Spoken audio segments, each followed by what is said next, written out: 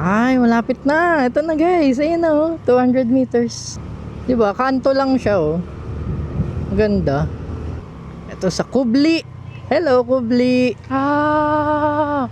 Oo nga, no? Angas ah. Anis, yung mga naka-ano, oh. Sir, pwede dito? Pwede naman yan na mattress. Dito na lang. Ang layo ng parking natin. Grabe, dinadayo siya oh. May mga classic bikes. Bikes. So, ito guys yung place, Kubli. Yung mga classic Triumph Bobber.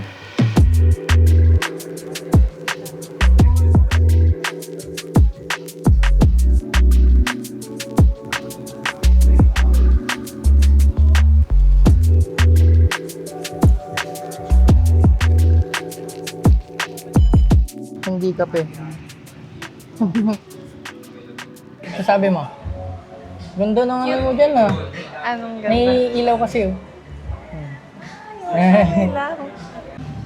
So guys, dahil limited lang yung food doon sa sa coffee shop, pwede naman daw dito.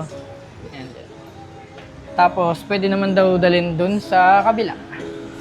Isang order po ng fries overload po. Ihatid na lang daw nila yung food namin.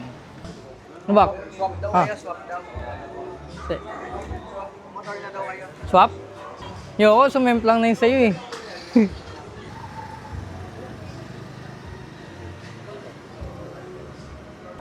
Pwede din dito pumwesto.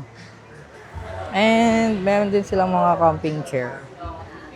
Foldable chairs. Ubeg. Dito na. Ito po yung dalawang cafe natin. Then, ito po yung Disco. yung chocolate na. Bali sir, yung cafe latte po namin, wala po siyang kasamang sugar or any sweetener. So let us know na lang po kung kailangan yung Kaya. Thank you. Biscoff, dalawang coffee latte, and yung chocolate. Hey. Okay. Ganun na ganun yung ano. Alan. So guys, lumipat kami dito sa labas. Ayun sila. Hey! Cozy! Dito, sightseeing sa mga ano. Sightseeing sa mga... sa mga nagmamotor. Dumating na ang aming fries. Naka ano ba? Fries overload. Tsananana.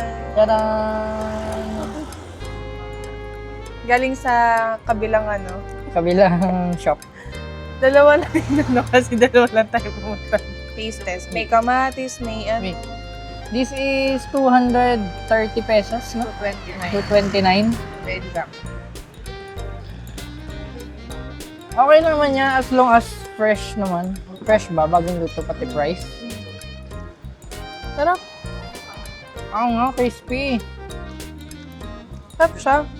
Taste test. Sarap yung kamatis, yung ano. Parang siyang nachos. Pero fries. Pa-taste test mo, taste test.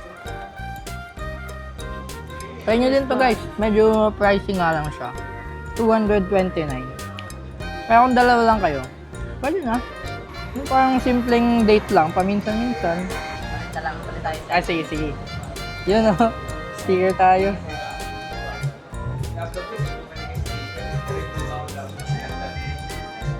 Thank you, sir. Thank you. Hey, may sticker tayo. Ay, yan.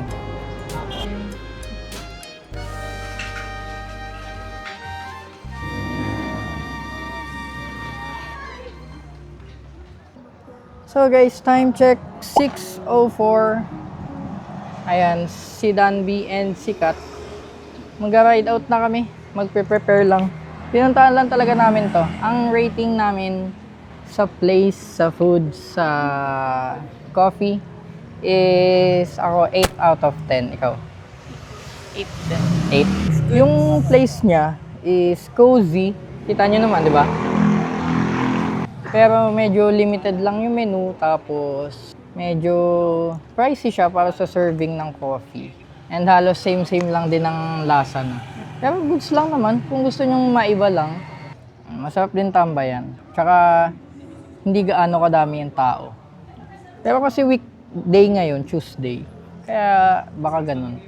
Pero ayun, kung gusto nyo puntahan, ayan, Kubli Coffee House. Mabait din naman yung mga staff nila. Pwede pa mag-park ng motor dito sa tabi or dito. Ay, tingnan nyo, may mga sports bike, may cruiser. Ito, sila knockback. So, yun guys, another coffee ride na naman. Kung gusto nyo ng mga ganitong content, mga coffee ride, kung gusto nyo may puntahan pa akong ibang mga coffee shop na mga underrated kagaya nito, comment nyo lang dyan sa baba, pupuntahan natin. Basta medyo malapit. Subscribe lang guys, and as always, kita-kits sa next vlog. Let's go!